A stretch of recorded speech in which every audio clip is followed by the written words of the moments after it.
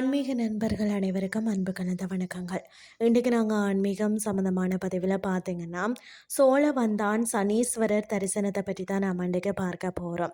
அதாவது ஜோதிட ரீதியாக 7.5 சனி, அஷ்டம சனி அல்லது சனி திசையினால் மன உளைச்சல், பணத்தடை, குடும்ப பிரிவினை என பல இன்னல்களை சந்திப்பவர்கள் தேடி செல்ல வேண்டிய ஒரு அபூர்வ தலம் தான் மதுரை சோழவந்தான் அருள்மிகு சனீஸ்வர பகவான் திருக்கோயில்.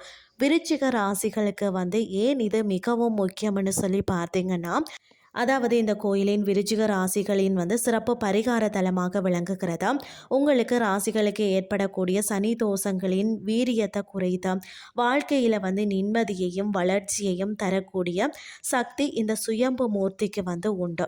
இந்த தலத்தின் வியக்க வைக்கக்கூடிய ரகசியம் என்னன்னு சொல்லி பார்த்தீங்கன்னா, இங்கே சனீஸ்வர பகவான் மனிதர்களால் செதுக்கப்படுபவர் அல்ல.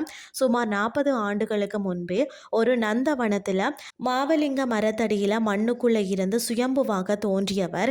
காக வாகனத்துடன் நின்ற கோலத்தில் அருள் பாலிக்கும் இவரை தரிசிப்பதை ஒரு பெரும் பாக்கியம்னு சொல்லப்படுகிறது.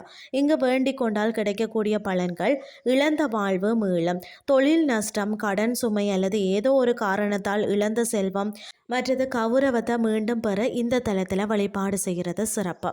அடுத்தது குடும்ப ஒற்றுமை. சனியின் ஆதிக்கத்தால் குடும்பத்தில் ஏற்பட்ட மனக்கசப்புகள் நீங்கி பிரிந்தவர்கள் ஒன்று சேருவார்கள்.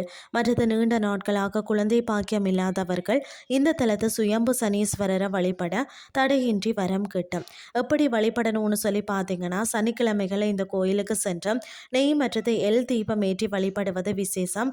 உங்களால் முடிந்தால் எல் சாதம் நிவேதனம் செய்து அங்கு வரக்கூடிய பக்தர்களுக்கு அன்னதானம் வழங்குவது சனி பகவானின் அருளை பெற்று தரும். சனி பகவான் சங்கடங்களை தருபவர் மட்டுமல்ல, தகுதியானவர்களுக்கு சகல சௌபாக்கியங்களையும் தருபவர். விருச்சிக ராசி நண்பர்களுக்கு இந்த பதிவை பகிருங்கள், அவர்களும் பலன் பெறட்டும். இன்றைய ஆன்மீகம் சார்ந்த பதிவு உங்களுக்கு பிரயோசனமாக அமைஞ்சிருக்கும்னு சொல்லி நானும் நம்புகிறேன். இதே மாதிரி மற்றொரு ஆன்மீகம் சார்ந்த பதிவோடு உங்களை சந்திக்கிறேன். நன்றி.